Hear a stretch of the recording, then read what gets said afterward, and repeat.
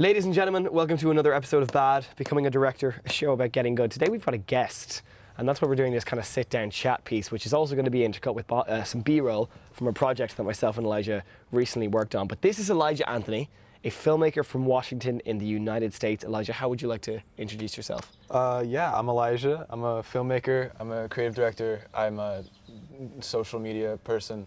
I am here. I'm from the U.S. I'm from Washington, West Coast, and I am here in Ireland for work. I've been working with Sean for the last week. In this episode of Becoming a Director, the thing that I'd really like to talk about is the fact that your first time out of the US is because of your filmmaking. I think that's a very special thing, that at the age of 20, your first opportunity to leave the country is because of your work that you do, which is not an easy career to establish yourself as a director in at the age of 20 years old. So before we get on to kind of, I suppose, the most interesting part of your story, which is really how you got here, I'd like to basically clarify to the audience what we're actually doing here. I'm here in Ireland shooting a music video for one of our friends that we both met at Prodigy Camp. He's from the UK, his name's Cormac. It's a music video for a cover. It's a small little like kind of short film-y piece. It's like the most short filmy music video that I've done. It's like kind of performance based, and then there's like a very large kind of overarching story to it. Very like very personal to Cormac, very personal to me in different ways. Leaving the country for the first time, coming over here, leaving my like environment in such a strong way. The locations that we were shooting in, everything about this has been such like a specific kind of like project and experience for me. But like, you know, essentially that's what I'm here for. So you're directing, yes, DPing, editing the music video. I was just an assistant director, an assistant camera, just kind of helping out where I can. I made a music video for Cormac last year, and I'm very close with Elijah in general, so the fact that they were coming over here made total sense that I helped out. On that project, it was really nice to work with you on that, and to work on a project where, I suppose, recently, the projects I've worked on, they've been very structured, they've been very organized. And I have to say, I have loved that. I have absolutely loved the, I suppose, the professionalism with which I've approached projects recently, but the professionalism on set from everyone else there as well. It's been really wonderful to work to work on shoots where there's a great shooting schedule, there's a clear shot list, etc., etc.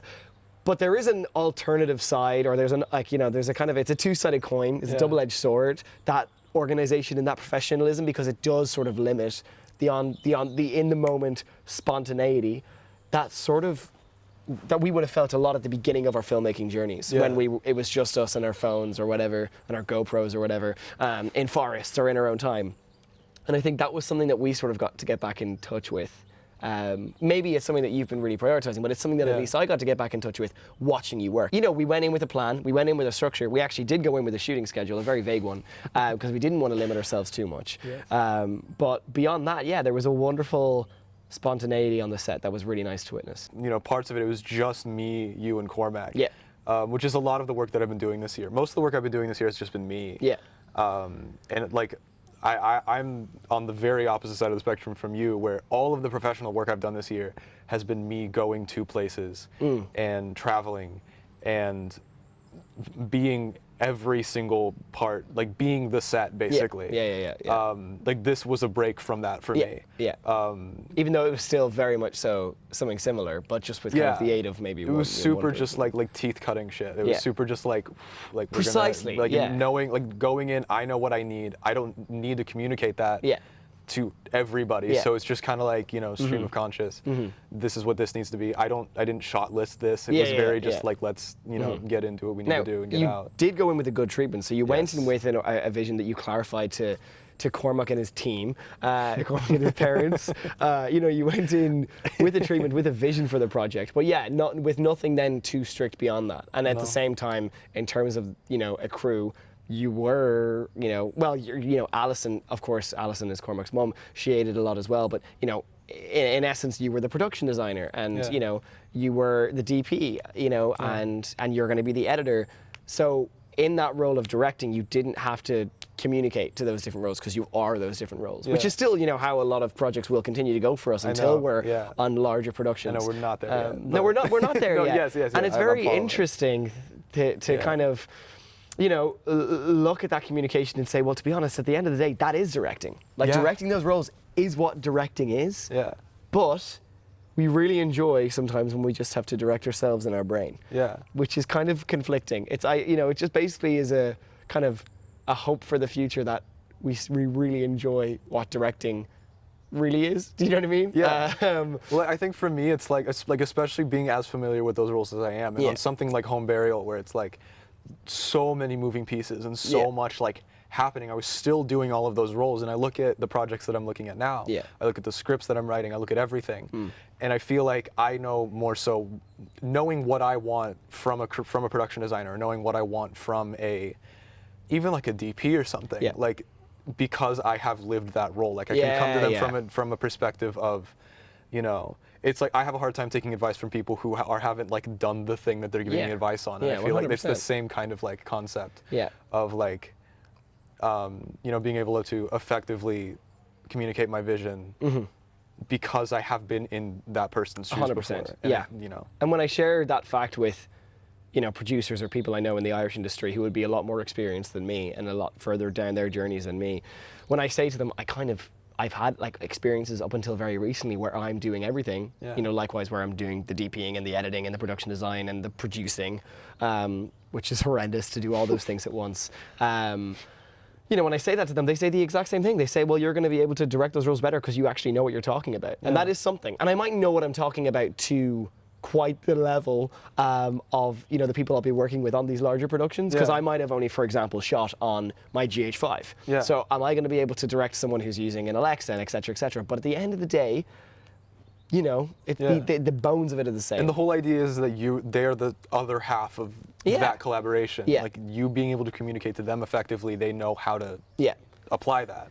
And this is not an original quote, I will clarify that, but someone once said, directing is knowing how to hire people who are better than you. Well, no, not even knowing how. Directing is hiring people that are better than you to do the jobs that, you know, you're directing, if that makes any sense. I really botched the eloquence of that quote. I think it gets across. But it gets across. Like, that is fundamentally what directing is. It's selecting people in roles that are ultimately better than you would ever be in those roles, and then directing them and sharing your vision with them and allowing them to help you execute it. Knowing how to do the fundamentals of each role will be very valuable because your communication and your advice will feel, you know, probably a lot more received if you've been in their shoes. But then also we do have to work on make sure that our communication is actually good at the same time, which is a tricky thing to practice when you're doing everything yourself. That is the learning curve that comes with the expansion of like budget, or the expansion of crew, or the expansion of anything. 100%. It's learning how to communicate with these people, which is fundamentally what directing is at the end of the day. Moving on from, I suppose, this specific project, and then, you know, kind of where things are at for us in our directing journeys in terms of, you know, shifting very slowly from doing everything ourselves to directing other people. I would like to kind of look in the really bigger picture of you. What's your journey looked like so far? Because, you know, some people find filmmaking by maybe interning. They sort of fall into these roles sometimes. You know, they might become a trainee AD because it's a local job and they'd be interested in doing it, and then by that, they actually end up finding a great role in film. Same with the trainee AC. But with myself and yourself, it's very much so been our passion throughout our whole adolescence, that we pursued throughout our adolescence, and are now kind of merging into the industry as much as we possibly can, and trying to do our best in. What's that looked like for you, your whole journey so far to where you are today, which is a massive question. That's an insane question. It's like, I mean, for me, filmmaking is the thing that I realized that I was doing. I've been making things like visually. I'm a very visual person. I've been like, I've been of that mind forever. I started making YouTube videos when I was like 12. They're all still up. And you can see like, before I didn't really, like, I also like didn't, the art of it was never really like something that I was ever exposed to either. Like, you can kind of see, I think my journey's been this like, amalgamation of, you can see like when I was exposed to different things and when those became parts of like the language and parts of the toolkit that I was using. Like, you can see like at the beginning I was like, you know, making videos set to music because that's what I was seeing on like YouTube. Like, that's what I want to do. So I would like work at it. I would get really good at it from like to the point that I was satisfied, not even on like a which is also like a thing. And then I like started watching movies when I was 16, like kind of for the first time I like discovered cinema, and I was like, oh, okay, well I'll write a script, and then I wrote a script, and then I made a thing with like a friend of mine, and then me and that friend of mine who acted in it made 2 more films after that together, and you can see kind of like me like learning the language of that, but also being like obscenely talented from the get-go. Terrifying me. So but it's like so like you see that kind of happen, and then it was like there's a switch on a film I did called The Invisible Man, where it's like I can just, like, you know, blocking and like staging actors and staging performances and directing performances kind of became a part of the picture. That was the first film I ever submitted to a film festival. I submitted it to one film festival. It was All American.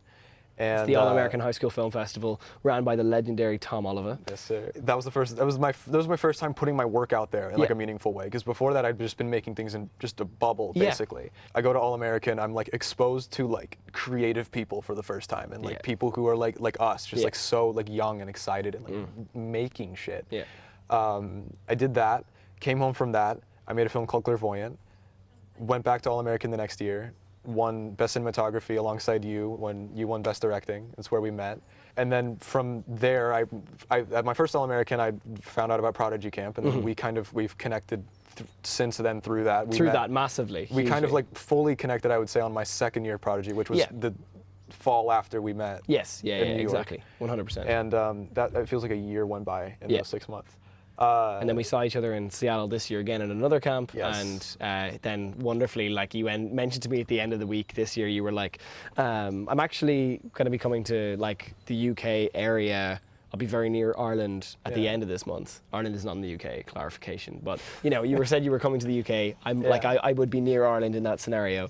And then it transpired with, you know, just the production of the music video that you ended up coming to Ireland, which was amazing. So we went from kind of All American to camp to here, which is really special and wonderful. And I'm very grateful for how film has brought our friendship together. But your evolution there, you described it wonderfully. Has been really a joy to watch. Your production of work as an individual has like gotten you so far, and I think that should hopefully just be a message to, you know, any kind of audience here who wants to know how they can kind of work their way into this industry somehow. We've both been on the outside of it for a long time. This summer, I'm very excited by the fact that I've finally been able to make some inroads and feel like I'm actually a part of the Irish screen industry that's, well, in Ireland, the screen industry that's in Ireland. Now, only a tiny part, but I can at least feel recognized by it somewhat, or feel like I'm part of that community now. But for years, it felt like I was making all of these shorts and all of my YouTube videos and kind of in the void outside of this industry that I always wanted to be a part of. And I think you're very similar in that, you know, you've also made videos and then your short films in isolation, and now not necessarily the American screen industry, but the American art industry as a whole is, you know, welcoming you, which was like the most interesting thing that happened.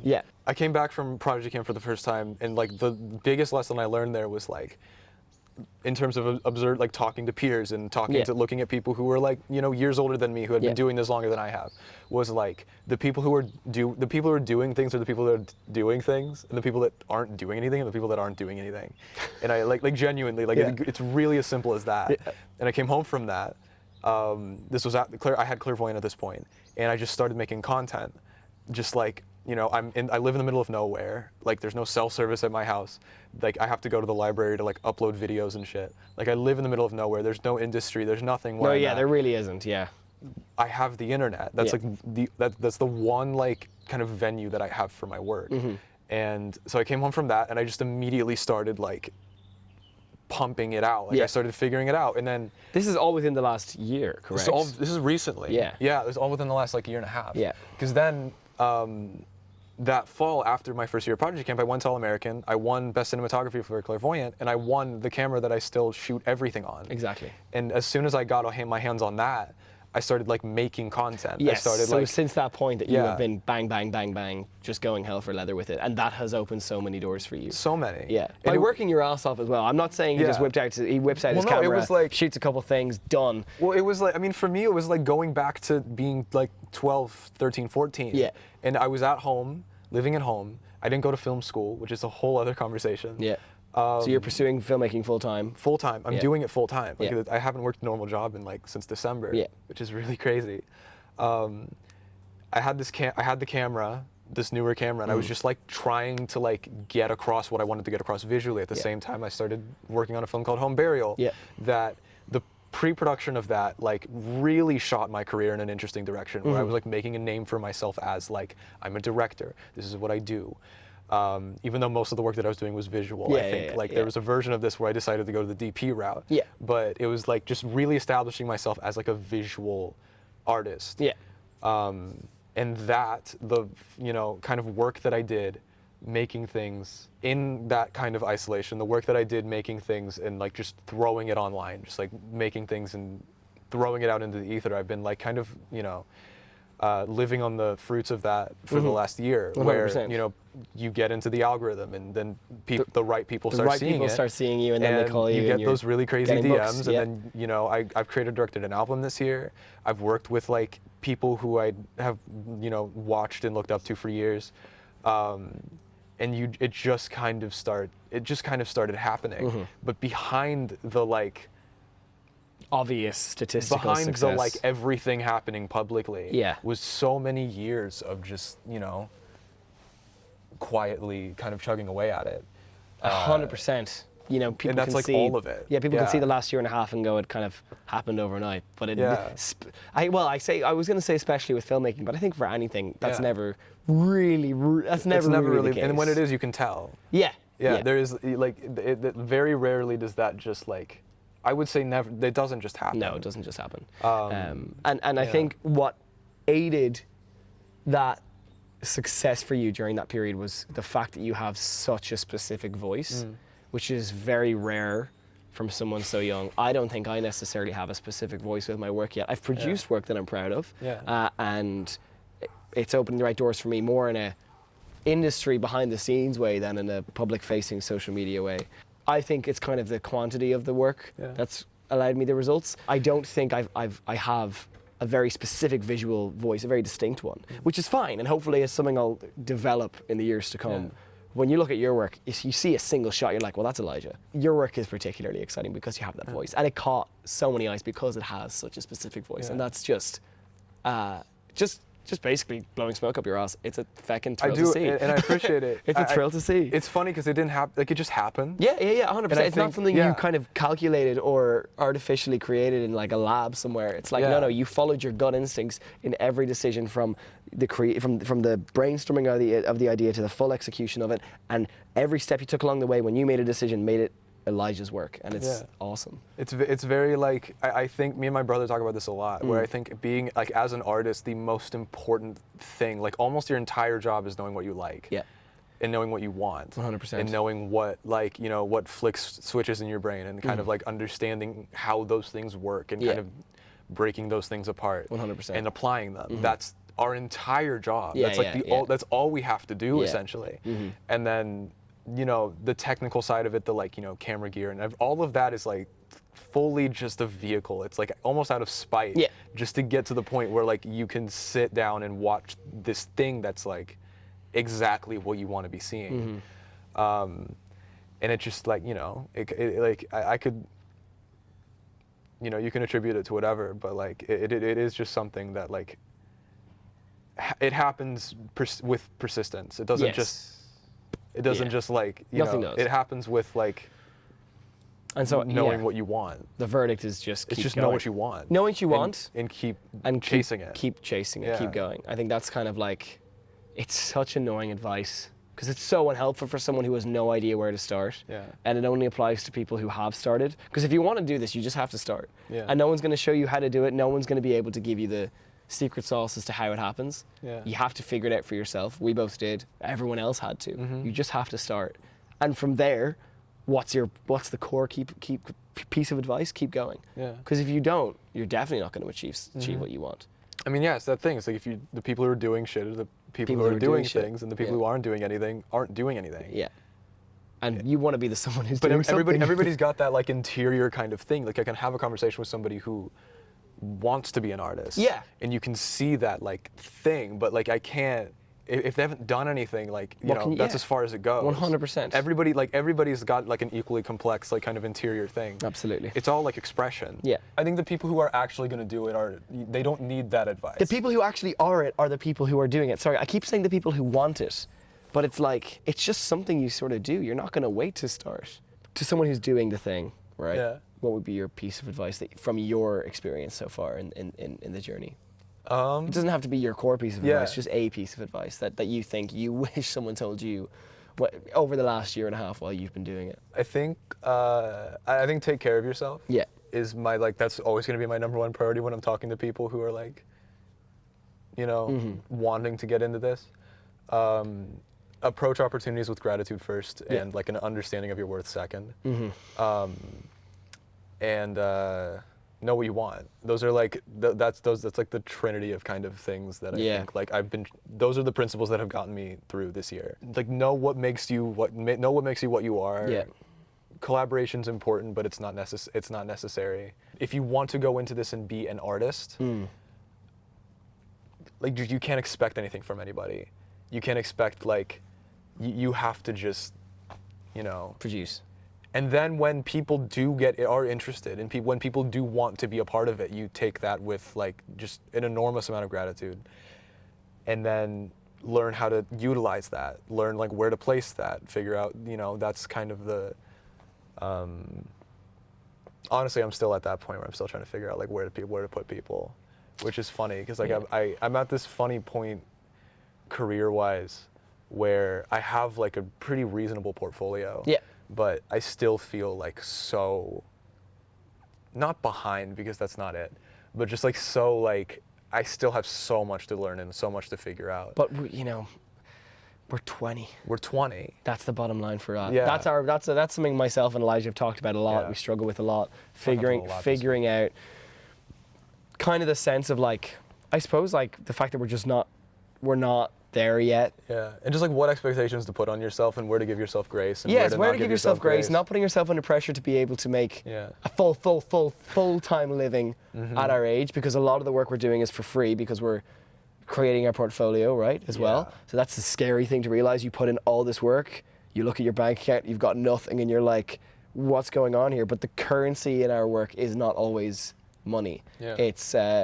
It's the enjoyment of a process. It's the development of it on your portfolio. It's making friends. All of that is often the currency at our level, which can create a question in our heads of how are we going to be able to convert this into a full-time career? But, I mean, that is the currency. But we're 20, and we're going to figure it out. And that's our bottom line that we need to keep going back to, while also remembering that there will never be a point at which we arrive.